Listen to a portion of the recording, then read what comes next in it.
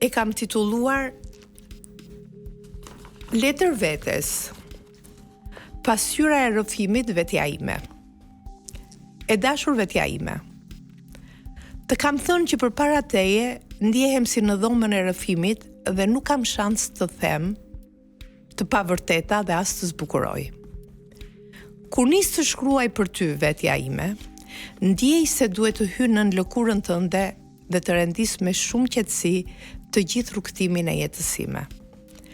Për mua, vetja ime, jeta ka qenë si një udhëtim në tren, po jo në atë Orient Express, por në fillim në trenin e jetës, ku vagoni që më rezervuan ishte ai që më dhuruan prindrit, me përkujdesje, mirësi, dashuri për ty vetja ime, ka qenë banka më e madhe ku ëndrat dhe lodrat, prallat dhe tregimet nuk rrufyen veç nga mami e babi, por dhe nga gjyshërit, xhaxhallarët e hallat, dajat dhe të afërmit, që shënuan të ty bllokun e parë të investimit human dhe filluan të të ndërtojnë në formimin tënd kulturor dhe njerëzor.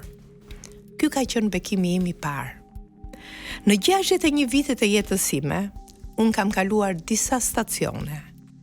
Ku ti vetja ime je rritur, maturuar, ke ndryshuar statusin nga vajzë në grua më pas u bëre nën, dhe ky ka qenë momenti më kulmor, kur djali im i vetëm më bëri të ndjej lumturinë më të madhe që mund të përjetoj qenia njerëzore, që është privilegji më i madh që Zoti ja ka dhuruar nënës. Në çdo stacion dhe cikël të jetës, ti vetja ime, në momente vështirësisë dhe sfidas, i ke thënë vetes se ti je më e fortë se dhimbja, se padyshim se çdo gjë që të ka tentuar të thyej, je një mal i palëkundur përballë stuhive që të ka dhuruar jeta. Por ti, vetja ime, je si pema, që gjen forcë të lulëzosh pas dimrit. Forca jote nuk qëndron vetëm në muskuj, apo në mendjen tënde, por forca jote qëndron në shpirtin tënd të pathyeshëm.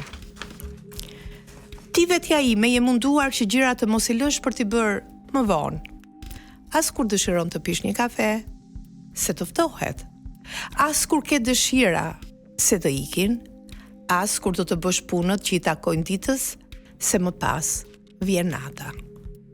Ti vetja ime, fjalën më vonë, je munduar ta heqësh nga fjalori, se jeta kalon dhe nëse gjërat nuk bëhen në kohë, nuk quhesh i realizuar. Ti vetja ime ke guxuar, se guximi nuk është të kesh forcë për të vazhduar, është të vazhdosh kur nuk ke më forcë dhe ti, vetja ime, ke guxuar fort që t'jesh realizuar në 61 vitet e tua. Ti vetja ime e mban mend mirë fjalën që të ka thënë gjyshja kur ishe e vogël.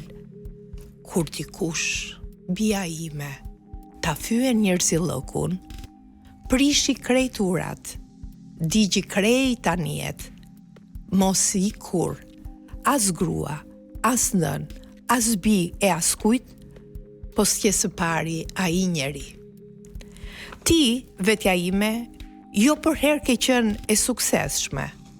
Ke patur momente që ke gabuar, por ti nga gabimi e rritur, ke mësuar dhe ke kuptuar rëndësinë dhe vlerën e jetës, duke fituar eksperiencën më të madhe, atë që të fal gabimi.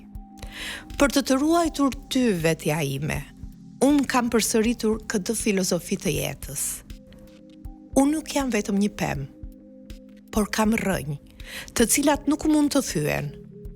Unë nuk jam diell, po e ruaj dritën edhe në momentet e mia më të errta. Unë nuk jam zog, por kam krah që me janë gdhëndur nga qëndrueshmëria. Unë nuk jam një mal, por qëndroj drejt dhe lart e palëkundër, pavarësisht stuhive.